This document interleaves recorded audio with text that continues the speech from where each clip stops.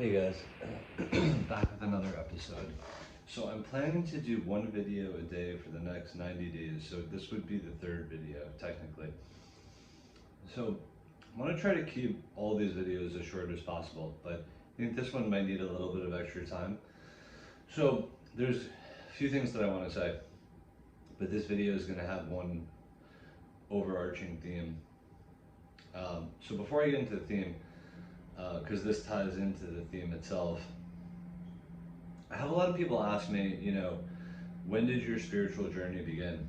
And every time I ask that question, it's sort of like it doesn't resonate in a way, because I think that the way that I feel is that I've always been on a spiritual journey ever since I was a child.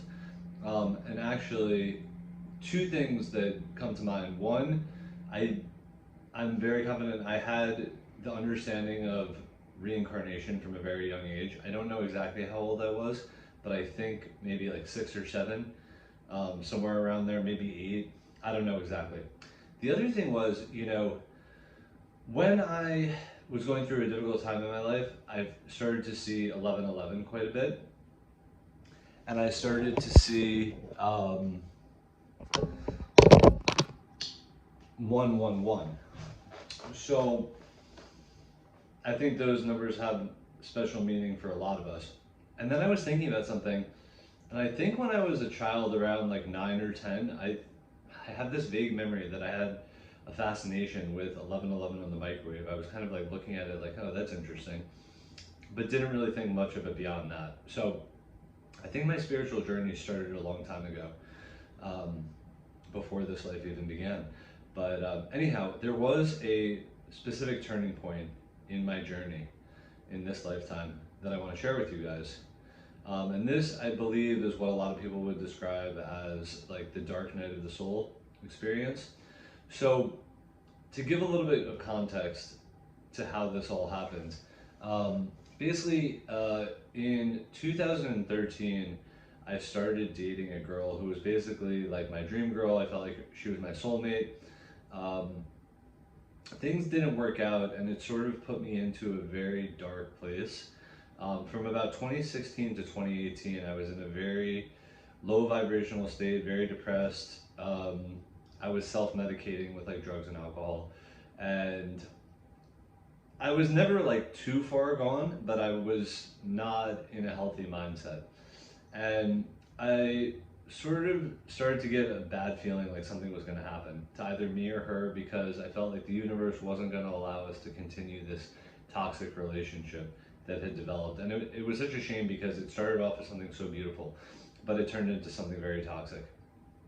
So anyhow, I also want to say one other thing for context here.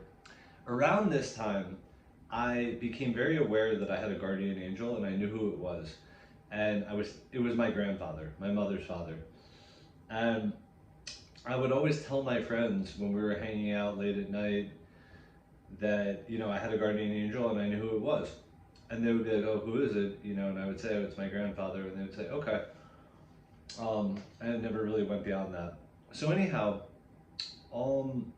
fast forward to the beginning of 2018, I went to the Caribbean with my cousin for a week for vacation.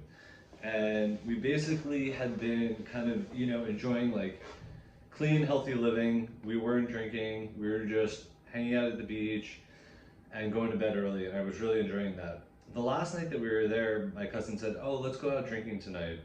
I really want to meet some girls. And I did not want to go, and kind of voiced that to him, but ultimately I reluctantly agreed to go with him. So sure enough, we went out, and things, they didn't get out of hand, but we drank more than we had initially intended to. And we had been told, it's not safe to walk home. So we ended up meeting a guy from our hotel, and we were sort of hanging out at the bar with him and some girls. The girls ended up leaving. This was around midnight, and he offered to give us a ride home. We had no idea how much he had been drinking, because we had been at a different bar prior to this. So we agreed. Long story short, he unfortunately ended up crashing the car. I was in the back seat, my cousin and the driver were in the front seat, and they had airbags, I did not. He overshot a roundabout, went straight through the roundabout and into a brick wall. I knew that we were going to crash before the crash happened, and I just thought to myself, well, I hope that we're okay. I hope that we live, survive through this. And what ended up happening was the seatbelt that I was wearing basically transected my ab muscles all the way across, and it ruptured my small intestines. So at first I didn't feel any pain, but then I attempted to get out of the car, and then I felt excruciating pain, and I immediately went and lied down on the side of the road because I couldn't stand up. The paramedics were then called, and I was brought to the emergency room. What then ensued was basically just the worst pain I ever felt in my life. From the point that I arrived at the hospital, which at that point in time was around 1 a.m., until I finally went into surgery around 10 a.m. And I asked, when I got to the emergency room, I asked them to give me pain medication, and they gave me 3 shots of morphine in my arm, right here, but it did not dull the pain at all. And the only thing that helped was one of the nurses, sat there and held my hand and was kind of like rubbing my head and, soothing me as much as she could. But I was just in agony. Finally, when they sent me to surgery, I was begging them to put me to sleep because I knew once they would put me to sleep that I would have relief from the pain. Eventually, they put me to sleep 15 minutes later, and then I had no pain until I woke up the next day. Basically, for the next 4 days, I was in the worst pain I've ever experienced in my life, to the point that I could not think. Oh, and there's one other thing that I want to mention. The night that I was in the emergency room, the pain became so intense that I started to wonder if I was going to live or not. And then I started to think, well, at least if I die, the pain will stop. And then immediately the thought followed, no, I can't die because of my parents, and especially my mother, and how heartbroken they would be if I died. And I told myself, I'm not going to die. And I think that I'm strong enough to survive this. That was kind of the thought process that went through my mind. So fast forward to the next day, I wake up after the surgery. Thank God I'm still alive, but I'm in excruciating pain, and my parents come to visit me. And anyhow, for the most part, I was alone for the next 4 days and just kind of in my thoughts. But for the first 4 days, the pain was so bad that I couldn't even think. All I could think in my mind was, please God, make this pain stop. And eventually, after 4 days, the pain finally started to subside, and I had relief. And I was able, at that point in time, to stop taking the morphine because I know how addictive it is, and I did not want to become dependent on it. So after 4 days, I stopped taking the morphine, and the pain was low enough that I was basically able to just go with Tylenol at that point in time. And once the pain stopped, I started to be able to think, and I started to really reflect on my life. And I thought to myself, this was not an accident. This was a result of every choice that I've made in my life up until this point in time. And if that's true, then clearly I haven't been making the right choices. And I thought that in what I believe to be the 3 most important areas of anyone's life, I needed a full overhaul. So my job, my relationship with my toxic ex, and my health and fitness. I decided to quit my job and become a professional poker player. I cut off the toxic relationship with my ex, and I started to take my overall health and fitness much more seriously. And that was, I think, the spiritual turning point for me, where I really started to awaken even more deeply than I had previously.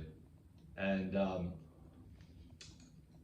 when I was in the hospital, after the pain started to subside, I was in a state of bliss that is very difficult to describe.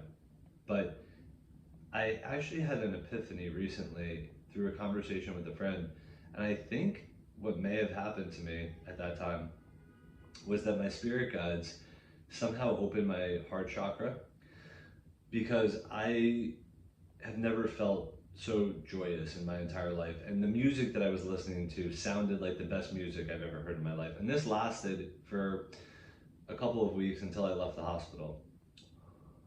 I remember there was one specific moment in the hospital that's worth sharing with you guys. I remember it was one of the first times I was able to get out of bed and walk. And it was 6 in the morning, and I walked down to the end of the hall where there's a little entertainment room. And the hospital where I was in Turks and Caicos was top of the line. This entertainment room had floor-to-ceiling windows. So I walked over to the window, and sort of at the same moment, the sun hit my face, and I also saw the ocean in the distance.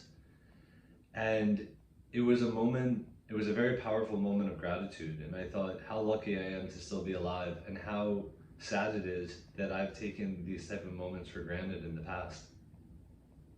And how everybody kind of takes these things for granted because we're all sort of stuck in our day-to-day grind, and we often lose sight of the big picture.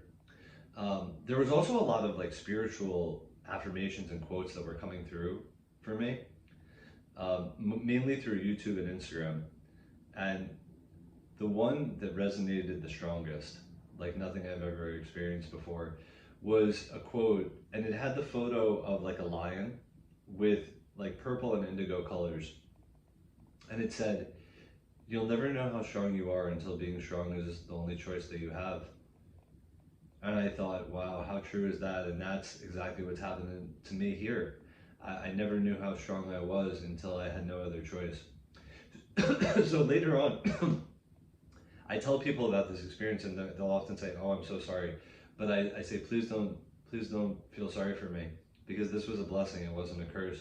And it was exactly what I needed at that moment in time. Anyhow, many months later, I discovered that the car accident had happened around midnight on February 8th, leading into February 9th. As it turns out, my grandfather's birthday is February 8th. I didn't know about this at the time until three months later or so. Fast forward to the plant medicine ceremony that I told you guys about back on June 21st, 2024. When I knew, I at some point between the accident and the plant medicine ceremony, I found out that my coach and mentor, his birthday was February 9th. So I knew that we had a connection there.